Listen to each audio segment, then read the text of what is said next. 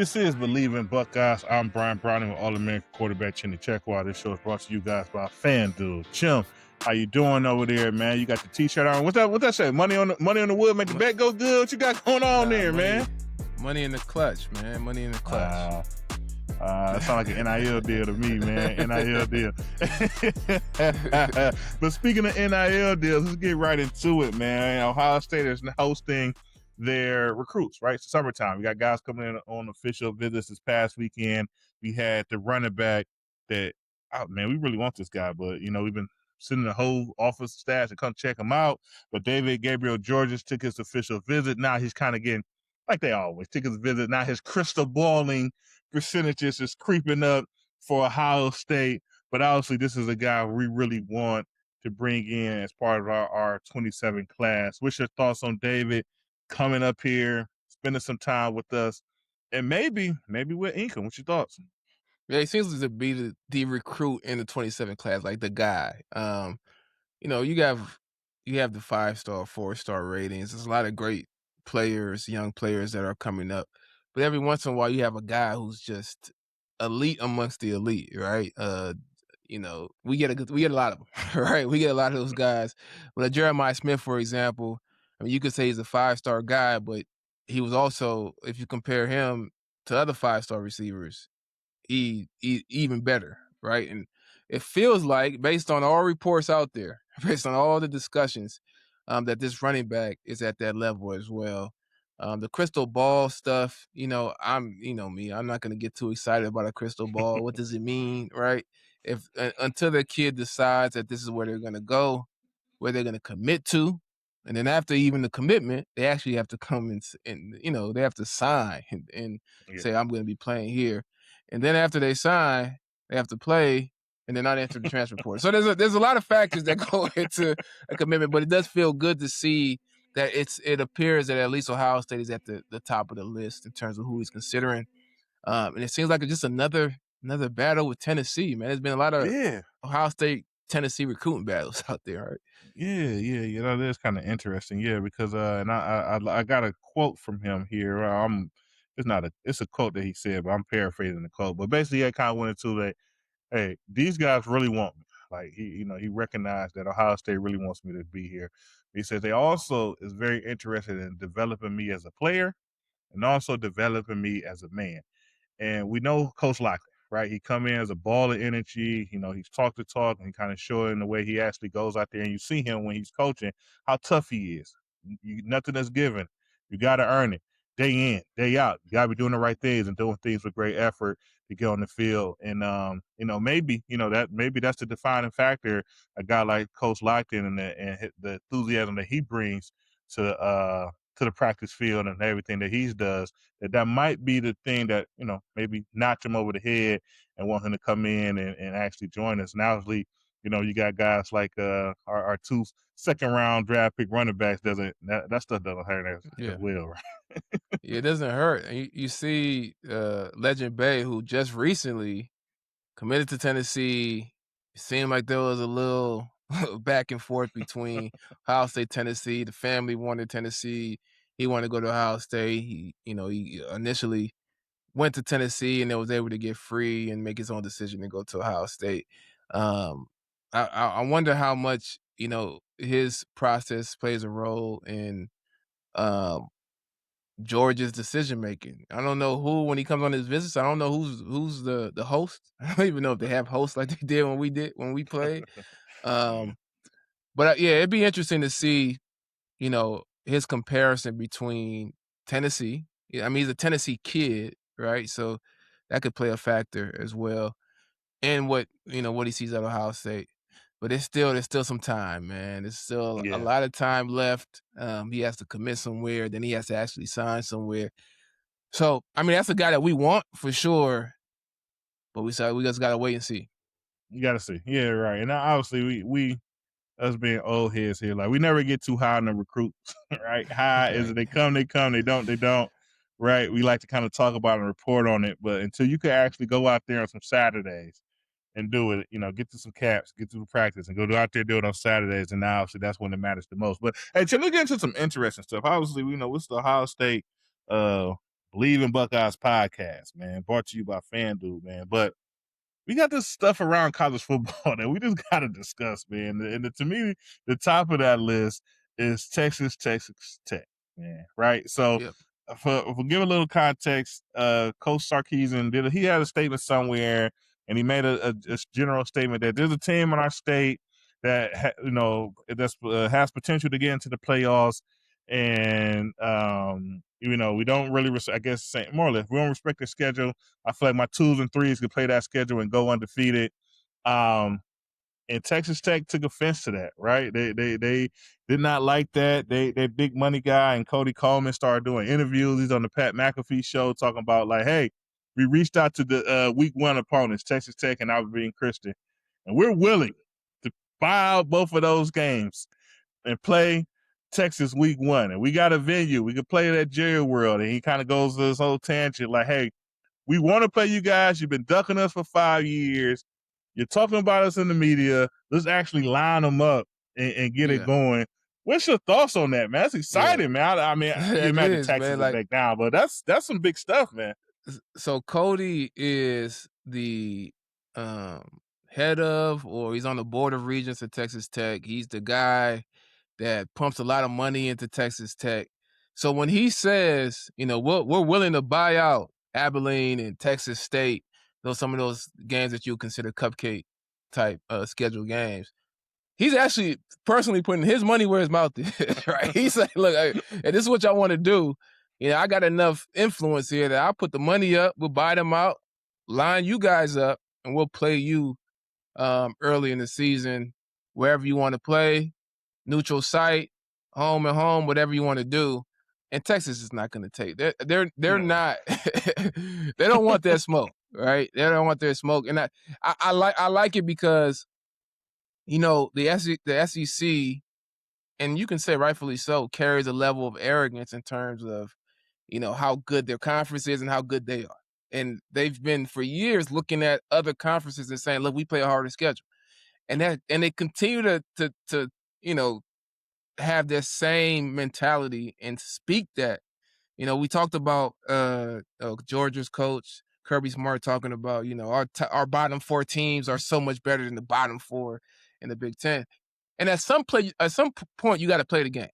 Right? You got to play the games, because you can't go and lose to a University of Florida who's been struggling and then continue to talk about, this tough schedule. And if you do, at some point, and this is why I prefer an expanded playoffs. I know I talk about this a lot, and I'm on an island by myself in most cases, because during the season, the school has the power over who they play, right? So there can be you can have a gripe. You can say, look, we play a tougher schedule than the other school. But the regular season ends, and now that first week, you have to go line up. If you didn't clearly show that you're a top 8 team, you're not one of the real true contenders, then you're just not part of the contending group. So now you got to go line up and play the football on the field, and let's determine, are you really who you say you are? Is the SEC really as good as they believe they are? And at the end of the day, there's going to be teams like Texas Tech and others who are just looking for an opportunity to show recruits, to show the world that they are going to be a consistent contender year in and year out. And they may not be. But the only way we find out is if they line up and show it on the field. So yeah, I'm interested to see. I think this shuts up Sarkisian and his responses, but I'm interested to see what Texas comes back with. Right. It's one of those things like, we called you out. We actually figured it out, right? A lot of times you call people out and things like, oh, this just don't make sense. Like, we say we want to play we want to get rid of the Big Ten championship, the championship game. Well, yeah, but we got a contract and it brings a lot of money. Just no, it doesn't make sense. Oh, we want to play this playoff game sooner. Yeah, but you got all these bowl games lined up in January and they're waiting to make money at that time. So, it doesn't make sense. But it's like, a guy like Coleman going in and saying like, look, I called the schools. We talked to them. This was the difference going to make. They could play each other. Like, they could care less, right? They need the funds to run their program. They're going to get it. We could do this. And so it puts the whole onus back on Texas. Like, you're talking about this. Our schedule is weak, so you think you must feel we're weak. let's line it up and actually do it. From Texas standpoint, you look at their schedule for the year. So now this is go back to something we always kind of talk about preseason rankings. Preseason rankings, they got about 7, 8 games with teams that are already ranked in the preseason poll, top 25 poll. So now, do they want to add another? Right? Do they want to get to No. 9? Like, no, they don't want to do No. that. Right? So I think, like you say, at the end of the day, Texas is not going to continue to make those remarks about Yeah. Texas Tech. I think they need to focus in and lock in on their schedule and worry about, obviously, Ohio State coming to town in week 2, because Texas Tech, like, they got that. What we always say, Texas Tech got that oil, that gas money at Texas Tech with those Right. billionaire donors. They're not the ones to really, come at in a situation where you talk about dollars and we can just kind of make something happen out of nowhere. Yeah, I think, it could be an opportunity for in future years to schedule, some of the in-state games. I mean, there's a huge opportunity for the state of Texas, for the A&Ms, the Texas Tech, and the Texas to be able to have these games in state, um, and these are big time games. With teams that are contending at that level, you have the opportunity. Even Houston could throw their hat in the ring, or Yeah. SMU as well. But, I don't think Texas is itching to continue to add more tough games, especially in state. They don't want to be looked at as the number 2 team, number 3 team. And if they lose to Texas Tech, that's how they'll be viewed. It's different than losing to Ohio State. Oh, we lost to, a heavyweight team outside of our conference, and we're on the same level, right? But when you lose to Texas Tech, now it looks different. It looks different to those recruits. It particularly looks different to those recruits who are in the same state as you that you're competing for versus Texas Tech. So I doubt that they take them up on that offer. Yeah. But it does make for something to talk about. Yeah. So, when it comes to college football, a lot of people are starting to talk about the have and have nots, right? You depending on what conference you're aligned with, you play in, you get a little bit more money compared to some of the other conferences when you don't. And so, with some of these have and have nots and trying to keep up with the spending, now that you have NIL or you're paying players that new expense for these college programs, you're starting to, well, you have heard of, guys, schools or potential conferences starting to get into some of these private equity deals. And I'm not an expert on the subject when it comes to private equity, but basically these people have a lot of money, right? And they basically invest into this item. You need the funds. Okay, we will invest with you. You can have XYZ money. But now part of XYZ money is it's a loan, right? We plan on making that money back. We didn't just gift you this money. It's like a Yeah, loan from anything else. We plan on making money with you here in the future. So now there's reports coming out of Utah. The Utah youth said, hey, they took and the number is about they stay in $500 million deal that they did, but with that $500 million deal, you're now starting to see some layoffs in the program, and they're starting to release some of those. And I'm sure these people had a job; they had something to do, right? You don't pay no one for yeah. nothing, but they're starting to get released and probably starting to ask people to do a little bit more. What's your thoughts on that, on the private equity coming into college sports and running some of these universities and their athletic departments? And I guess the thought of, them, what you want to say, use the term trimming fat and releasing some Yeah. guys and making changes and things of that nature. Yeah, I think it's inevitable, and not for every school, right? Depending on how you're structured. The challenge is, these universities have not been structured as businesses, and Mm-hmm. they've had this huge opportunity to drive revenue, grow the athletic department, and without having to pay directly the individuals driving that revenue, right? And the athletes drive the revenue. Football athletes drive the revenue. It's just the reality. If you want to argue the point, look at the NFL, see how much an NFL player gets paid, how much a quarterback gets paid, and then go back to college and look at the comparison between college football and the NFL, right? So once you get the real money involved from private equity, it becomes a business. And if it's operating like a business, they got to cut the fat. They got to create efficiency so that they can, like you said, it's an investment. They need to make money. In order for them to make money, whenever there is some redundancy, right? We got 3 assistant athletic directors. We only need 1, right? We're gonna get rid of 2. And that's just how it is. And that's one of the reasons why private equity is looked at unfavorably because they're not looking at every situation for everything. They're looking at it from just a financial standpoint, profit versus, not being profitable. But the challenge is universities tend to not look at it as a business enough. So there's like this happy medium that needs to be found between the two. And I think private equity could work if the university or the athletic department goes into it with some stipulations. Like we want to grow this, we want to be able to be sustainable, we want to do these things, we need money to do it, but we want to keep these things that make college sports what it is. There's going to have to be some give and take. And I don't think Yeah. that stops guys from people from getting let go. I think you still lead to cutting some of that fat out, and that's just the reality of business at the end of the day. Who knows how the rules change in college football to make it more stabilized? But I think we're going to see more of this, even without the private equity. I still think we see more of the cuts in order to be able to continue on and pay the players in a way that is necessary to be able to compete at this high level. Yeah. Yeah, because I mean when it come down to it, once you let the private equity group in, whoever that group may be, you lose some control, right? You're just no longer just the president, the AD, and the football head coach making decisions, right? You got to, Yeah. like you said, you got a third party that comes in and say like, no, I think we need to do this, and because of this, and obviously they're not going to make that investment. Like you said, they got to have some stipulations in place, but they're not making that investment blindly with no Right. control over anything, and just going to give you guys the money, and and to see how it fares out over the next handful of years. No, they're going to want some type of control. So you just got to be careful. You got to be careful what you Yeah. sign up for, and know what And, you're getting yourself into, because things will change.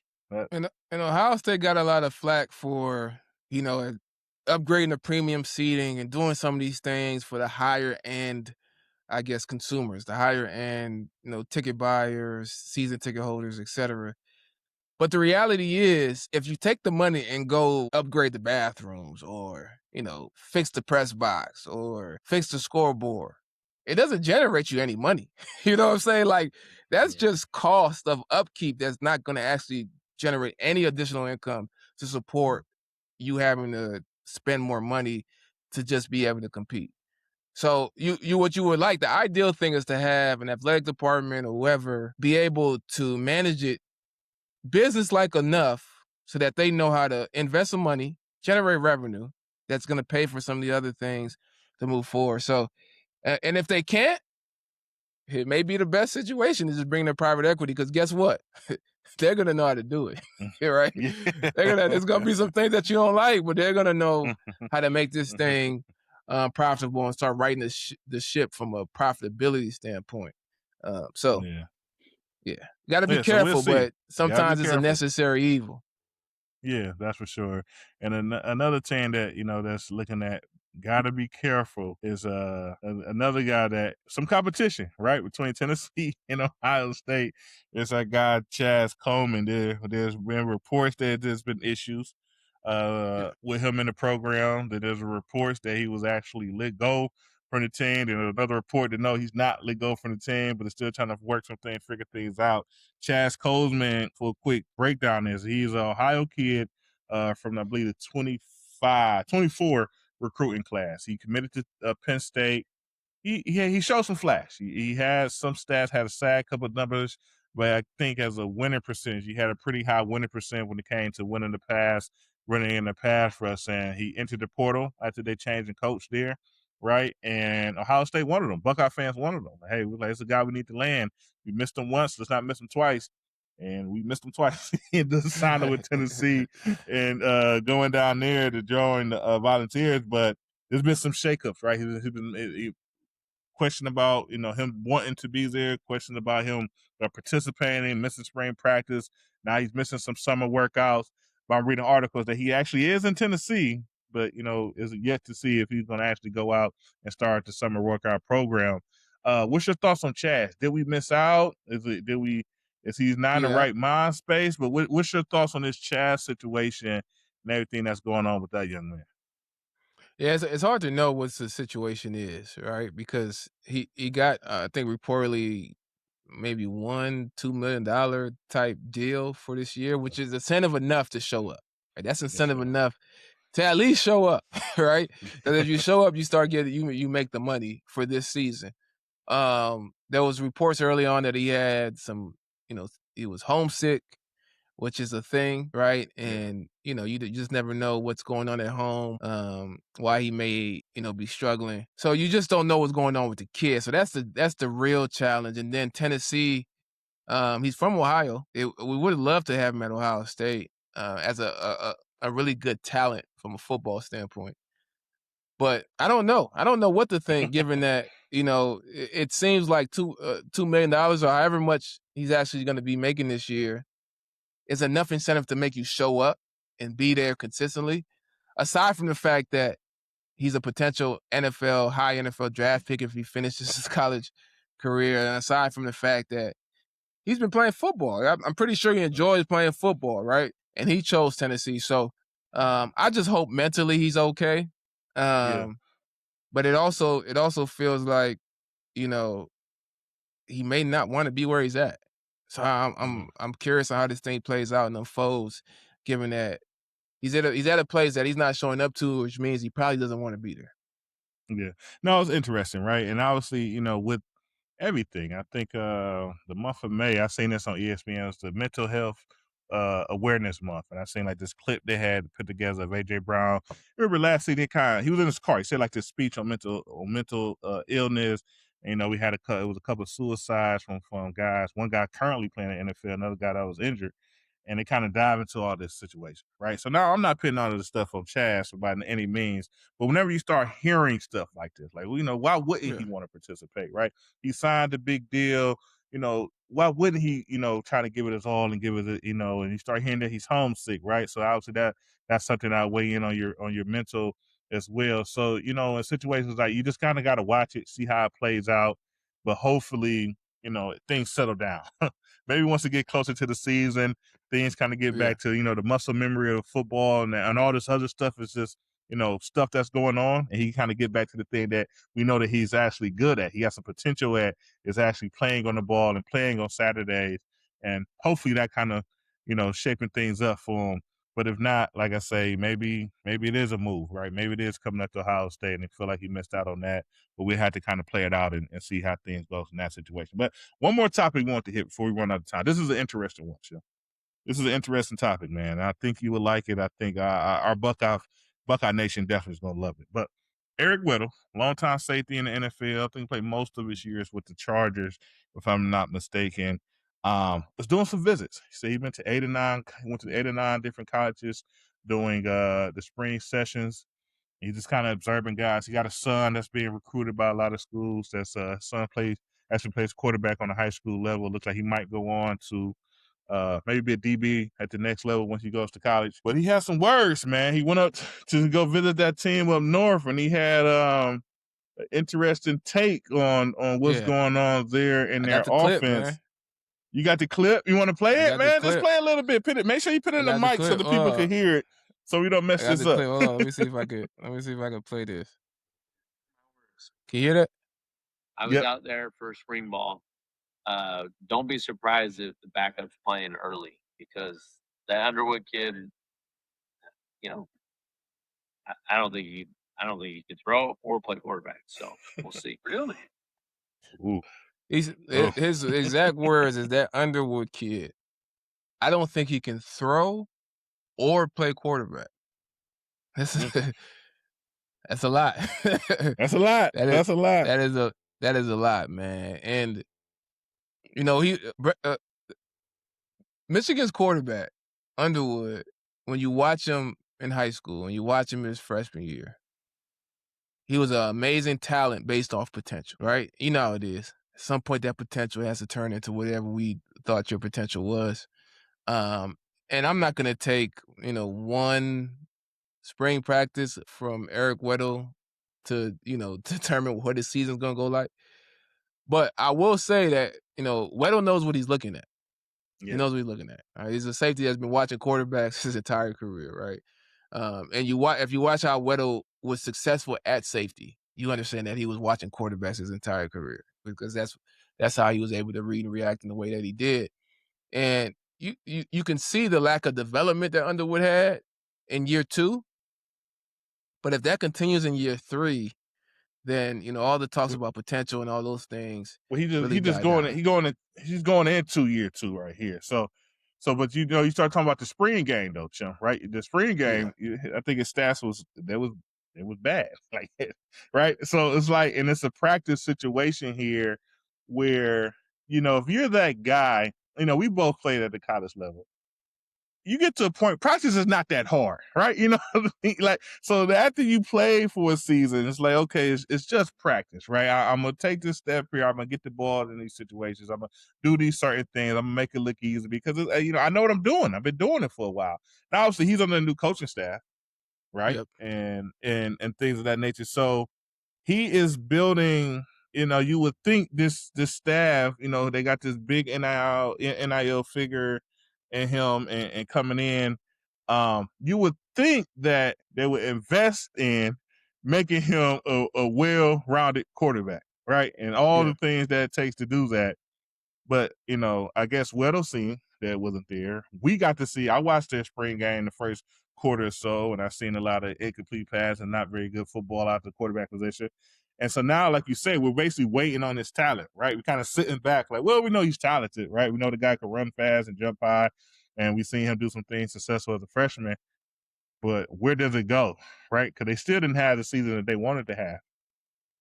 Now, going into it this year, that Michigan has another tough schedule like Ohio State has.